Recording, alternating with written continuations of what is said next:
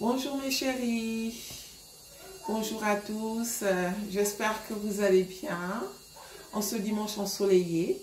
Hein. Chez moi aujourd'hui il fait très beau, il y a un grand soleil, donc on va dire que c'est que du bonheur. Voilà, on va profiter et puis voilà. Aujourd'hui on a un peu de temps pour nous, donc on va essayer de parler de nous les femmes. On va essayer de parler de la vie de couple, on va essayer de... Hein, parce que beaucoup parmi nous là, hein, tournent un peu en rond. Et il faut qu'on vienne en aide en fait, hein, qu'on s'aide, qu'on s'entraide. Donc voilà. Comment faire pour être heureuse dans son couple, hein?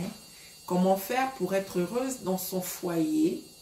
Comment être heureuse et épanouie dans sa vie de couple? Ça, c'est le sujet d'aujourd'hui. Je voudrais remercier toutes les personnes qui sont abonnées à ma page. C'est un rituel. Hein. Je suis obligée de le dire à chaque fois que je fais des vidéos, histoire de vous montrer que je suis contente que vous fassiez partie de la famille en fait. Voici pourquoi, à chaque fois que je ferai une vidéo, je vais vous remercier. Merci. Merci à tous. Merci aux nouveaux abonnés parce que Dieu merci, chaque jour, il y a au moins une personne qui s'abonne. Et moi, ça me motive, ça me montre que, voilà, que je ne parle pas pour rien, que certains de mes messages touchent certaines personnes. Et du coup, voilà, ça me va droit au cœur. Hein. Pour les personnes qui viennent regarder les vidéos et qui ne sont pas encore abonnées, n'hésitez pas, c'est gratuit. Hein. Moi, ça m'encourage, ça me permet de savoir que, voilà, tout ce que j'ai dit tout à l'heure en fait. Donc vraiment, merci beaucoup. Merci du fond du cœur. Merci. Aujourd'hui, on va parler de la vie de couple. Comme vous savez, une femme normale rêve forcément de se mettre en couple. Il arrive un certain âge où une femme normale a besoin de se mettre en couple. Mais est-ce que se mettre en couple, c'est bien? Ou ce n'est pas bien? Ça, c'est un grand point d'interrogation que personne ne trouvera jamais la réponse. Parce que, voilà, pour moi, c'est bien et ce n'est pas bien. Mais ça dépend. On dit que c'est bien quand on est avec la bonne personne. On dit que ce n'est pas bien quand on est prêt à tout, quand on fait n'importe quoi pour être en couple. Hein? Donc c'est ça. Donc faites attention à ce que vous faites. Ne croyez pas que si vous êtes encore célibataire, cela signifie que vous êtes différente. Hein? Là, je m'adresse à celles qui se cherchent, celles qui perdent espoir en se cherchant, celles qui ne tombent que sur des mauvaises personnes. Sachez que avant de trouver le bon, des fois, il faut passer par le mauvais. C'est comme ça la vie, en fait. Avant de trouver le bon, des fois, il faut passer par le mauvais. Donc, ne vous découragez pas. Prenez votre temps, s'il vous plaît. Prenez votre temps. Se mettre en couple n'a pas un âge... il n'y a pas un âge, en fait, où il faut forcément être en couple. Il n'y a pas un âge. Le plus important, c'est d'être avec la bonne personne. Mais comment faire pour reconnaître la bonne personne? Il y a plein de signes. Il y a plein de signes qui montrent que là, au moins, je suis avec quelqu'un de bien. Donc, il suffit de vous connaître. Connais-toi d'abord avant de savoir que là où tu te trouves, tu es bien en fait. Parce que si tu ne te connais pas, se connaître, c'est connaître sa valeur. Se connaître, c'est connaître ses vrais besoins. Vous avez compris, non? Celles qui veulent se mettre en couple, là, vous voulez vous mettre en couple pourquoi? Est-ce que vous voulez vous mettre en couple juste parce qu'il faut à tout prix qu'on voit que vous avez des hommes? Ou il faut à tout prix que, vous voyez, ça déjà, c'est un mauvais départ. Hein? Mais bon, chacun fait à sa manière. Moi, j'essaye juste d'attirer l'attention, histoire de remettre certaines personnes en confiance parce que beaucoup ont perdu espoir. Beaucoup pensent que cette voie-là n'est pas destinée pour elles. Non, les filles, prenez votre temps. Hein? Prenez le temps de connaître la personne avec qui vous allez vous mettre en couple. Prenez le temps de connaître cette personne. Hein? Il faut savoir ce que vous voulez avant de se mettre en couple. On ne se met pas en couple comme ça. Hein? Ce sont des erreurs. Parce que toi, tu vas aller te jeter comme ça. Ou alors, tu vas faire les choses juste parce que il faut à tout prix que les gens vivent à travers les gens là. Vivre pour ce que les gens pensent là. Attendez, excusez-moi, il est 13h10. Excusez-moi. Vivre à travers ce que les gens pensent là. Les filles, croyez-moi que des fois, ce sont des erreurs qu'on fait. Ce sont des grosses erreurs. Je vais vous raconter une petite histoire. Aujourd'hui, il y aura quelques petites histoires dans le sujet. Le sujet va être sûr en 2 parties. Parce que, j'ai un peu de temps. Les filles ne sont pas là, elles sont parties à la campagne. Je suis qu'avec Franck. Lui aussi, il va aller à sa salle de sport tout à l'heure. Donc, on a un peu de temps. Et en plus de ça, je sais que c'est un sujet qui va toucher beaucoup d'entre nous. Hein? Vous avez compris, non? C'est un sujet qui va nous toucher tous là. Il y a beaucoup de gens qui ont besoin d'avoir certaines réponses. Il y a beaucoup de gens qui ont besoin de discuter ou d'écouter certaines choses en fait. Donc aujourd'hui, on va essayer de cocher un peu toutes les cases qui sont vides là. Je vous raconte une petite anecdote. Hein? Ça me concerne. Il y a de cela quelques années en arrière, à l'époque, je me cherchais. Moi, quand je me cherchais, je partais en boîte de nuit. Je sortais, je partais dans des plages, des ceci, des cela. J'étais inscrite dans les sites de rencontres. J'ai fait plein de choses. Parce que quand on cherche, il faut mettre tous les efforts pour trouver ce qu'on cherche. Quelqu'un qui cherche et qui reste toute la journée à la maison, ou qui attend que X vienne lui donner le mari à la maison ou je sais pas quoi là, souvent, ça ne marche pas. Et tu restes comme ça des fois durant toute la bonne période parce que tu attendais, parce que tu ne faisais rien. Voilà, moi, j'ai fait partie des personnes qui ont cherché. Quand je dis que je cherchais. C'est-à-dire, je mettais tous les moyens nécessaires. Je partais en boîte de nuit, En plus de ça, j'avais un boulot à l'époque où, je faisais forcément des rencontres. Hein? Voilà, moi, je n'ai pas cherché avec la torche. Hein. Quand je dis chercher avec la torche, pour nous, les Africaines, vous savez un peu ce que ça veut dire, c'est-à-dire aller rentrer un peu, aller regarder chez nos gens là. Hein? Moi, je n'ai pas fait ça. Cette voie-là, je ne la connais pas. Mais j'ai cherché, comme toute personne normale cherche. Parce que il arrivait un temps où, à un certain âge, j'avais vraiment besoin d'être avec quelqu'un. J'en avais marre d'être seule. J'en avais marre d'être avec des gens, on va dire, limite d'un soir. C'est-à-dire que tu es avec quelqu'un aujourd'hui, 1 an plus tard, la personne part, il faut que tu recommences. J'en avais marre en fait. Donc, voilà. Donc, à l'époque, je me rappelle, j'étais sortie avec ma cousine. On est sorti, on est parti dans un bar. C'est un bar où je partais tous les dimanches. Le nom du bar, c'est Mami Wata. Hein? Il y en a qui vont reconnaître. Hein?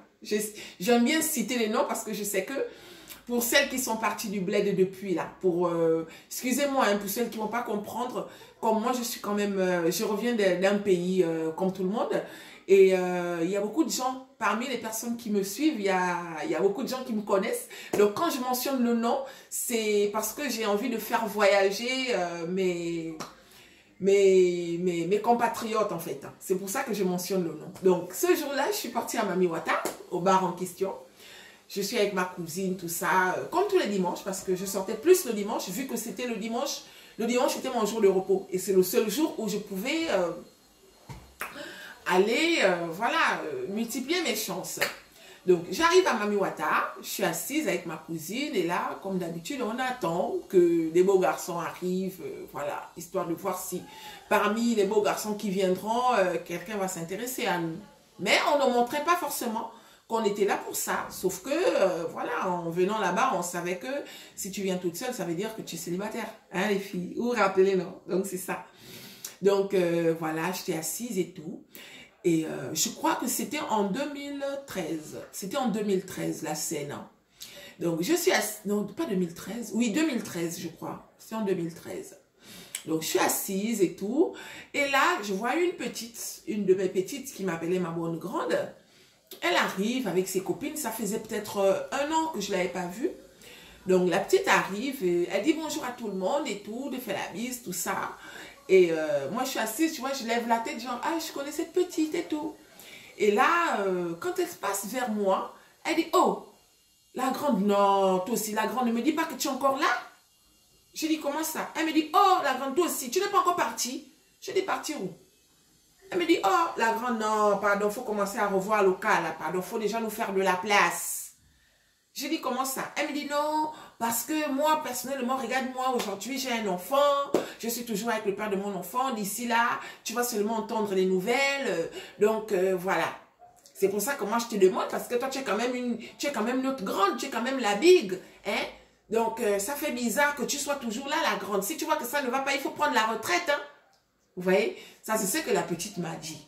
Je dis, ah, ok, ma petite soeur, on va faire comment? Elle me dit, non, la grande, pardon, arrête ça, arrête ça. Si tu vois que ça ne va pas prendre la retraite, pardon. Donc, elle m'a balancé ça comme ça. Et je souriais. Ma cousine me dit, oh, pourquoi elle parle comme ça? Je dis, ah, laisse, tu sais que les petites, là aussi, des fois, quand elles parlent juste pour parler. Et quand elle est partie, même si que je faisais comme si tout allait bien, ça m'avait touchée en fait. Ça m'avait touchée, je dis, mais à ce point, tu vois, dire des trucs à ce point, c'était en 2013, hein, comme je vous dis, j'avais 33 ans. En 2013, j'avais 33 ans. Mais à 33 ans, on ne demande pas à quelqu'un de prendre la retraite en fait. Sauf que la ville où j'habitais, comme c'était une petite ville, beaucoup de filles s'étaient déjà mariées, beaucoup de filles étaient en couple, beaucoup de filles avaient trouvé ce qu'elles cherchaient, ainsi de suite. Moi, je faisais partie de celles qui étaient toujours à la chasse, en fait. Et pour certaines personnes, comme c'était un milieu où les gens vivaient en compétition, c'était des compétitions entre elles, il fallait à tout prix ainsi de suite. Hein, vous vous rappelez, non, les filles, pour celles qui étaient à cet endroit-là à l'époque. C'était un monde où les gens vivaient en compétition. Mais moi, j'étais dans un monde où je vivais pour moi. Un, et de deux, je n'avais pas encore trouvé la personne qui m'avait parlé le bon français, en fait. Ouais, donc j'ai atteint ce stade. Et après ce soir-là, j'ai dit non, j'en ai marre. Je ne sors plus. Je ne sors plus parce que si on me donne cette étiquette-là, ça veut dire que peut-être qu'effectivement, il faut que je baisse les bras, quoi. Mais je ne sors plus. Parce que pour moi, ça veut dire que tout le monde pense ça de moi, les filles. Donc, j'ai quand même passé ma soirée, tout ça, mais ça me revenait toujours dans la tête. J'ai continué mon boulot, tout ça. J'étais déjà en contact avec mon mari. Hein? J'étais déjà en contact avec mon mari. Et voilà. Quelques mois après, j'ai pris la décision. J'ai dit, ben écoute, moi je pars du Gabon et je m'en vais me chercher ailleurs en fait. Parce que j'en ai marre de vivre tout ça. Même la personne qui ne peut pas te parler va venir te parler. Des trucs comme ça. Vous voyez un peu les raisonnements qu'on a quand on est en colère. Là. Donc c'est ça les filles. C'est pour dire que si à cette époque-là, hein, quand ma bonne petite là, quand elle m'avait dit non, il faut déjà prendre la retraite. Vous voyez, moi je suis forte en fait, de caractère, je suis forte. Mais quelqu'un de faible, qu'est-ce qu'il allait faire? Des fois, aller se mettre avec n'importe qui, juste pour prouver qu'il faut à tout prix que les gens voient que, voilà, que moi aussi j'ai en fait. Mais non, cette parole-là m'a fait dire que il faut que je me batte, il faut que je parte d'ici en fait. Je vais laisser les gens penser ce qu'ils veulent. Donc je suis partie, et plutôt j'ai fait ce que j'avais à faire, j'ai mis tous les moyens nécessaires et hop, je suis partie. Donc c'est ça les filles. Dans la vie, hein, vivez pour vous les filles. Ne vous précipitez pas, on ne se jette pas n'importe comment, avec n'importe qui. Non. Parce que ce que vous cherchez en fait, c'est les gens, quoi qu'on fasse en fait, hein, quoi qu'on fasse, les gens trouveront toujours le moyen de dire quelque chose qui n'aura rien à voir avec ce que vous allez faire. Quoi qu'on fasse, en bien ou en mal, les gens trouveront toujours le moyen de venir critiquer. Quelqu'un trouvera toujours le moyen de venir mettre un truc qui va limite te faire douter de ta décision en fait. Hein? Donc ce truc-là, il faut à tout prix que chacune de nous fasse un travail. C'est-à-dire savoir ce que tu veux réellement. Si tu sais ce que tu veux, ma soeur, crois-moi que demain, tu ne peux pas te retrouver avec n'importe qui. Hein? Ça va t'éviter de faire n'importe quoi avec n'importe qui. Vous avez compris? Comment faire pour être heureuse dans un couple? Comment faire pour être heureuse dans son foyer? La base. Je vous donne la base. La base d'un beau couple. Pas de ce que les gens pensent. Hein? Pas le beau couple que les gens du dehors voient. Non. Le beau couple que toi-même tu sais que oui, là où je suis, ça va. Hein? La base, c'est l'amour. C'est l'amour. S'il y a des garçons dans les parages, les gars, la vidéo là ne vous concerne pas. Hein? Nous, on parle entre filles là aujourd'hui. On parle entre filles. Les filles, la base, c'est l'amour. Hein? Cherchez un homme qui vous aime. Mettez-vous avec un homme qui vous aime. Il est arrivé des situations où, voilà, tu es avec quelqu'un que tu aimes, il te donne tout, matériellement parlant, mais au niveau du cœur, là, quand tu es avec la personne, tu as l'impression de forcer en fait. Tu peux rien dire. En fait, c'est lui qui tient les commandes. C'est pas interdit de tenir les commandes. Mais je pense que quand on est dans un couple, les trucs doivent être partagés. C'est moitié-moitié. C'est pas toi qui vas toujours décider. Non. On décide ensemble. C'est ça un vrai couple. On décide ensemble. Monsieur va, s'il a envie de faire un truc, il t'en parle. Vous prenez la décision ensemble. Ça, c'est quand vous êtes un couple. Quand chacun vit, tu comprends, non? Tu vis chez toi, je vis chez moi. Là, oui. Oh là là, le soleil. Les filles. Il y a le soleil. Donc, quand chacun vit chez lui, toi tu vis chez toi, moi je vis chez moi, c'est différent. Mais une fois que vous êtes ensemble, une fois que vous êtes sous le même toit là, les filles, c'est ensemble que les choses doivent se faire. Donc, si tu es en couple avec quelqu'un, ma soeur, si tu vas te mettre en couple avec quelqu'un, il faudrait que cette personne t'aime. La réussite d'un couple heureux, c'est l'amour.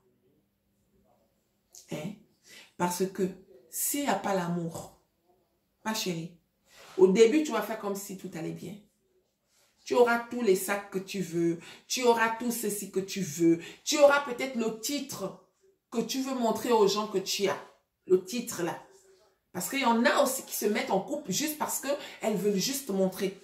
Tu veux juste montrer que toi aussi tu as quelqu'un. Ma chérie, tu ne vis pas pour les gens.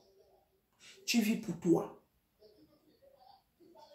Tu n'as pas besoin de montrer aux gens que tu as quelqu'un. Non.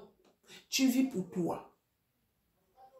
Donc, si tu es avec quelqu'un juste parce que tu veux que les gens sachent que tu es avec quelqu'un, alors que tu sais qu'au fond là-bas, ça ne va pas. Ma soeur, tu vas finir déprimée en fait. Tu vas finir par déprimer, tu vas finir malheureuse. Hein? Vous devez être avec quelqu'un qui vous aime. Et quelqu'un, il faudrait aussi qu'il y ait des sentiments pour cette personne. Il faudrait avoir aussi des sentiments pour cette personne. Lui, il peut t'aimer. Hein? Il va t'aimer. Mais si toi, tu ne l'aimes pas, ma soeur, au début, hein, tu vas dire, bon, voilà. Mais au fur et à mesure, parce que c'est un engagement, se mettre avec quelqu'un, c'est pas un jeu. Hein. Pour celles qui ne sont pas encore en couple, là, les filles, c'est pas un jeu. Hein. Faites très attention. Faites très attention. Donc, si tu as quelqu'un qui te drague là, que tu sens que la personne t'aime, ma soeur, si tu n'as pas de sentiments pour lui, ce n'est pas parce qu'il t'aime que tu dois aller te jeter. Il y a aussi des situations où on dit que l'appétit vient en mangeant.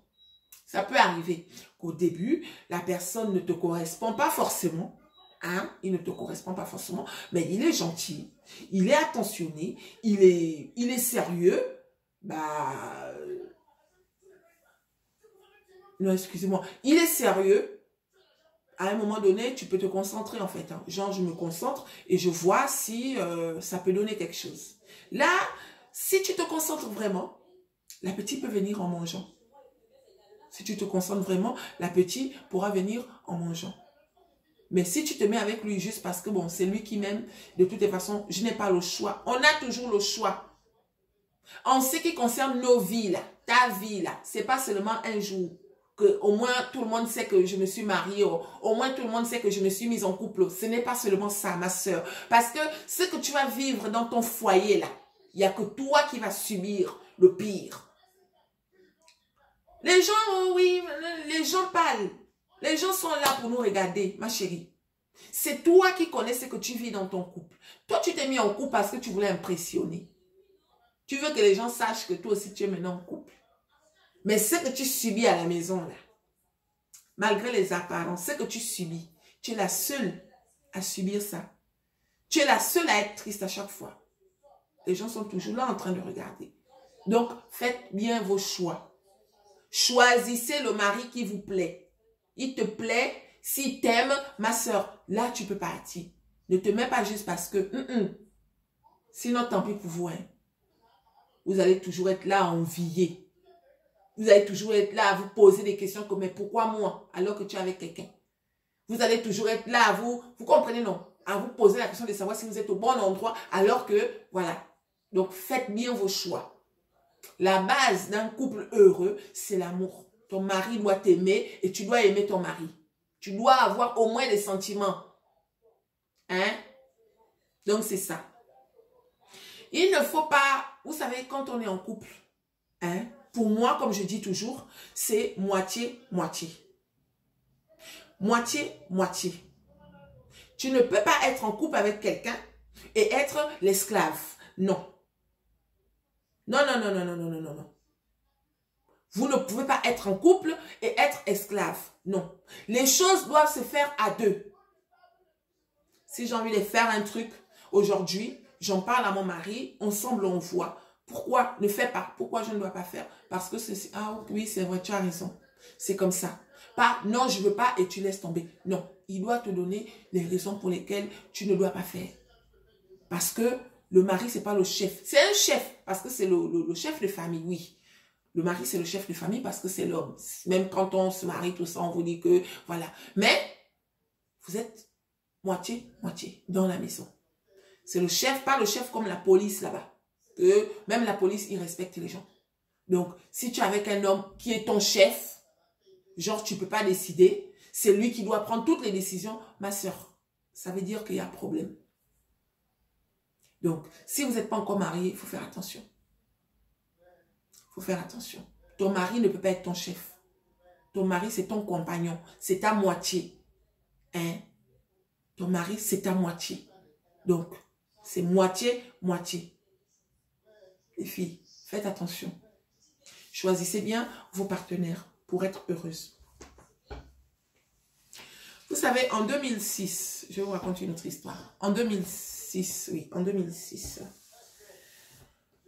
Ne laissez pas, attendez, ne regrettez pas les personnes que vous avez perdues dans le passé, les personnes que vous avez cru qu'elles étaient mieux que la personne avec qui vous êtes, parce que ça nous arrive des fois de penser que à une époque j'avais rencontré quelqu'un, mais ce dernier, il allait peut-être être mieux que mon mari actuel.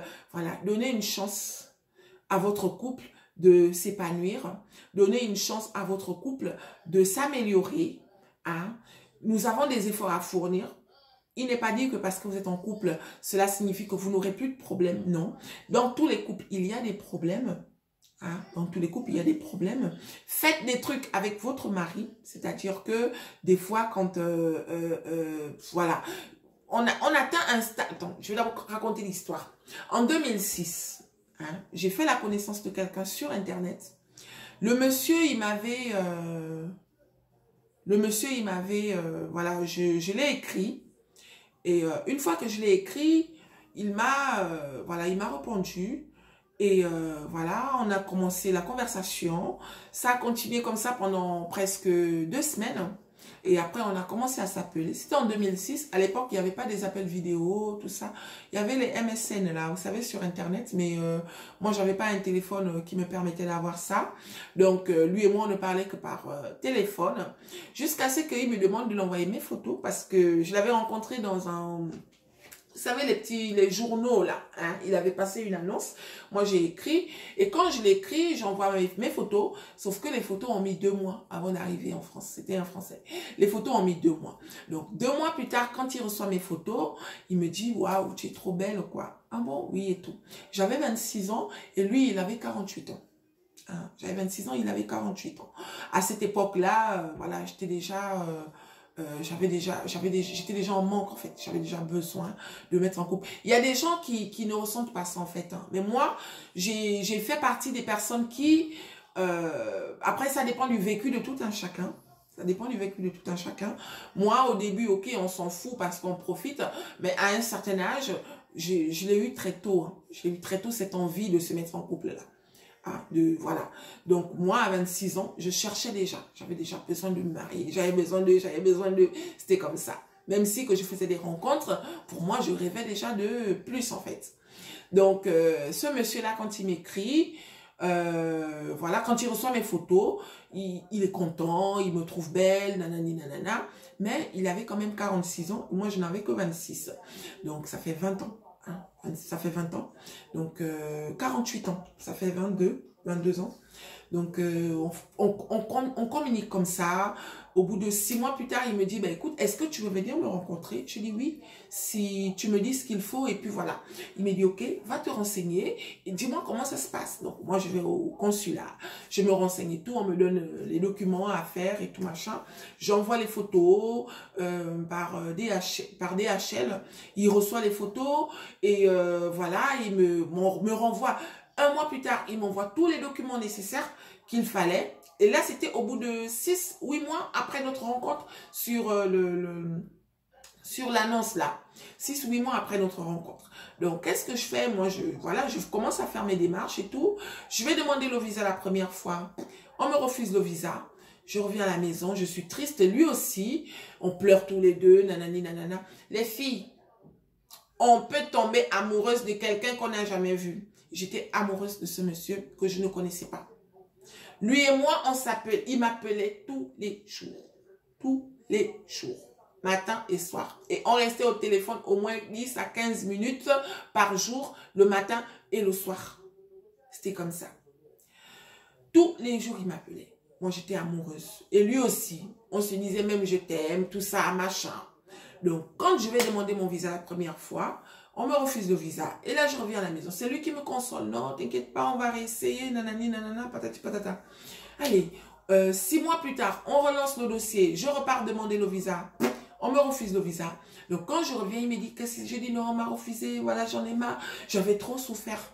J'étais malheureuse. Je ne comprenais pas pourquoi l'autre personne avait le visa et pas moi. Je ne comprenais pas pourquoi au moment où j'avais rencontré quelqu'un de sérieux, quelqu'un qui m'aimait, quelqu'un qui voulait de moi, pourquoi ça ne marchait pas. J'en voulais au bon Dieu. J'ai maudit le bon Dieu. J'ai maudit. Vous voyez un peu, c'était dur. C'était dur, surtout le deuxième refus. Le premier refus, j'ai laissé ça comme ça. Mais le deuxième refus, ça veut dire que des fois, quand il m'appelait, il pleurait de l'autre côté et moi aussi, je pleurais de l'autre côté, tu vois. Donc, c'était comme ça. On pleurait à gauche, pleurait à droite et tout machin. J'ai dit, ah, bon. Et la deuxième fois, au fur et à mesure, ma mère me dit, oui, mais bon, peut-être que ce n'est pas le bon. J'ai dit, mais comment ça, c'est pas le bon? Et aussi, je voulais mentionner que c'est quelqu'un qui m'aidait financièrement, alors qu'il m'avait jamais vu. Je connaissais pas la personne, il m'avait jamais vu, mais chaque fin du mois, ce monsieur, sans me connaître, il m'envoyait 250 €. Sans me connaître, les filles. Chaque fin du mois, il m'envoyait 250 €. Il m'avait dit, la première fois qu'il m'envoie les sous, je n'avais pas demandé.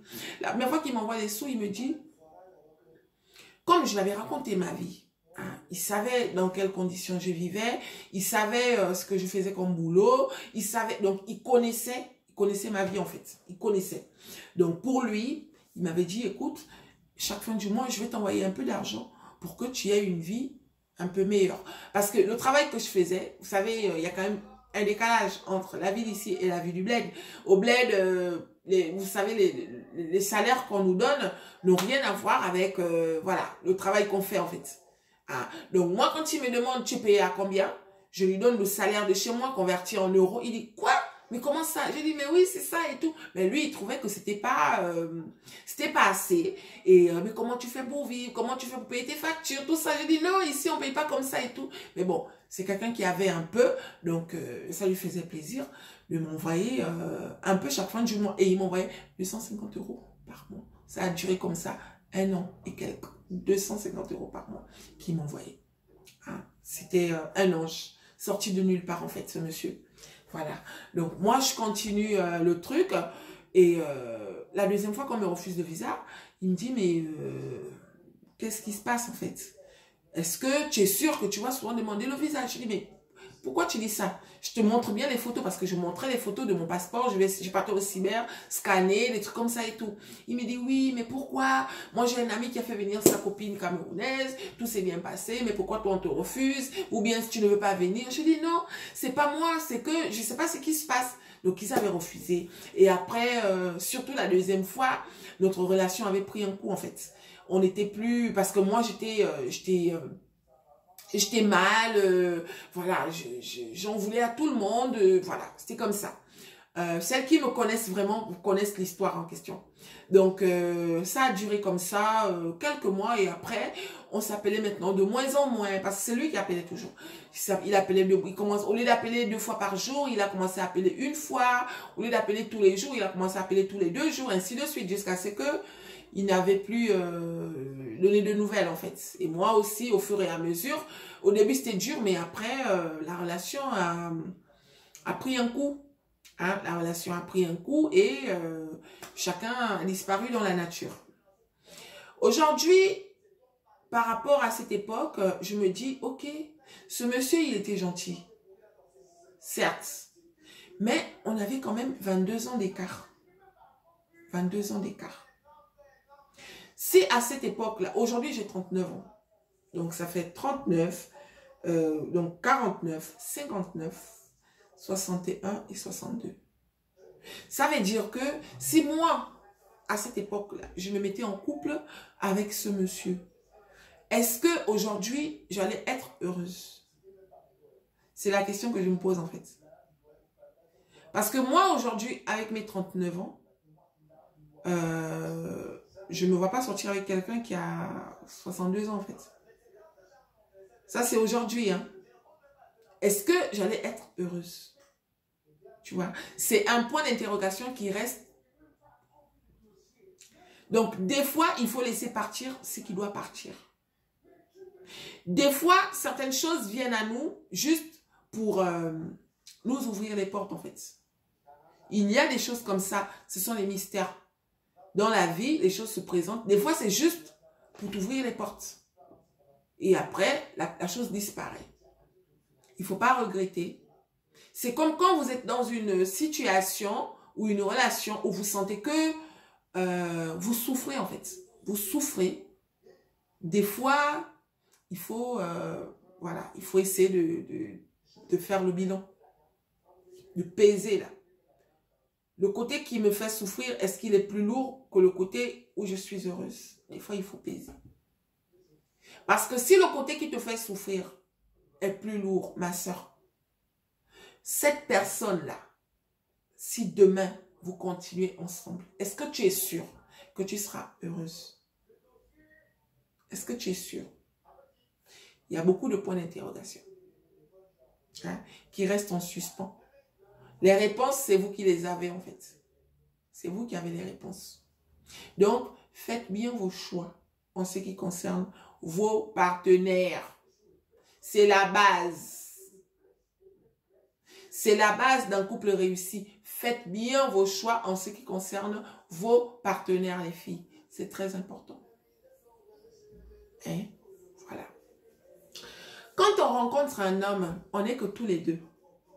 Des fois, la fille, elle a des enfants. Des fois, le monsieur, il a des enfants. Mais au début, ses enfants sont ses enfants et mes enfants sont mes enfants. Donc, voilà. Les filles, il y a le soleil. Hein.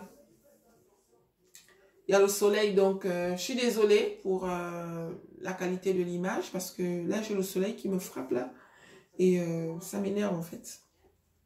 Donc, au début, tout se passe bien parce qu'on est que tous les deux. On a du temps pour nous, on a plein de choses qu'on peut faire ensemble, rien que tous les deux, même si il y a des enfants, mais bon, on a besoin, chacun de nous a des efforts à fournir pour que la relation puisse s'améliorer, pour que la relation puisse être grandiose et belle et tout, nanani, nanana. Après, vient l'étape où les enfants arrivent. Une fois qu'il y a les enfants, hein, la relation, des fois, elle va tourner que autour des enfants. Ça veut dire que, quel que soit ce qu'on aura envie de faire, les enfants passeront en priorité. Les enfants seront devant. Tout va tourner autour des enfants. Donc, quand on ne fait pas attention, la routine s'installe en fait. Une fois que la routine est installée là, ma soeur, même si que tu aimes ton mari, même si il t'aime, hein, il arrivera un moment où tu vas douter en fait. Tu vas douter parce que tout tourne autour des enfants. Et là, tu te demandes, mais est-ce que c'est vraiment cette vie-là que je veux? Est-ce que c'est cette vie-là que je mérite? Je ne fais plus rien pour moi. Vous voyez, donc tout tourne autour des enfants. Quand cette partie-là arrive, il va falloir fournir des efforts. Anticiper, rajouter des petits trucs à gauche, à droite pour que tout ne tourne plus autour des enfants. Après les enfants, on a le droit de vivre. Ce n'est pas parce qu'aujourd'hui, on a des enfants qu'on doit s'arrêter de vivre. Non, les filles. Faites des trucs avec vos maris. Hein? Faites des trucs avec vos maris. Faites des sorties. Trouvez du temps. Ceux qui n'ont pas des voisins, des amis, tout ça, voilà, trouvez du temps. Trouvez du temps pour passer, que vous devez passer rien que vous deux. C'est très important. Sinon, des fois, on peut passer à côté de quelque chose. Ces questions-là reviennent toujours. Ça vient chez tout le monde. Est-ce que je suis vraiment au bon endroit? Est-ce que c'est vraiment cette vie-là? Moi, je ne mérite pas cette vie. Parce que j'ai l'impression qu'il n'y a rien. Alors que non. C'est juste qu'il y a quelque chose, il y a un système qui est venu s'imposer là. C'est les enfants. Donc, vous avez plongé dedans à un point où on ne peut plus se détacher en fait. Anticiper. Ma soeur, anticipe. Un jour, comme ça, si tu as de l'argent, invite mon beau-frère au restaurant. À deux. Vous partez au restaurant. Vous mangez. Vous parlez. Ça va vous faire du bien. Anticipez. Faites des trucs à deux aussi. Les enfants vont attendre. Confiez vos enfants à la voisine, à la sœur, je ne sais pas. Au grand frère. Le grand frère, il peut garder les petits. Mais faites des trucs à deux. Hein? Dans un couple, ma soeur, dans un couple, vous devez respecter votre mari. Ton mari, tu dois respecter ton mari. Ton mari n'est pas ton... C'est ton pote, c'est ta moitié, c'est ton tout. Mais c'est important de respecter ton mari. Et c'est aussi important que votre mari vous respecte. Parce que si moi je te respecte, ça veut dire que j'accepte toujours ce que tu veux. J'accepte tes délires, j'accepte tes trucs. Mais quand ça me concerne, toi tu n'es pas d'accord. Ça veut dire qu'il y a problème en fait. Ça veut dire qu'il y a problème. Donc face à ce genre de situation, les filles, vous devez anticiper. Hein? La femme n'est pas une esclave. On ne se met pas en couple pour faire plaisir à son partenaire. Non. On se met en couple pour partager avec son homme. Tu as cherché, si tu as trouvé, tu ne dois pas être plus, tu ne peux pas être plus malheureuse étant en couple que quand tu étais célibataire. Sinon, ça veut dire qu'il y a problème. Vous avez compris les filles? Sinon, ça veut dire qu'il y a problème. Normalement, quand on est en couple, on doit se sentir, ça veut dire qu'il faudrait qu'il y ait un poids en moins en fait. Parce que c'est quelque chose que tu as toujours voulu. C'est quelque chose que tu as toujours désiré. Donc, au moment où tu as ça, normalement, tu dois te sentir... ah, les filles, le soleil, hein, ça m'énerve. Ce soleil-là m'énerve. Normalement, une fois que tu es en couple, normalement, tu dois te sentir limite soulagé, quoi. Ça te fait quand même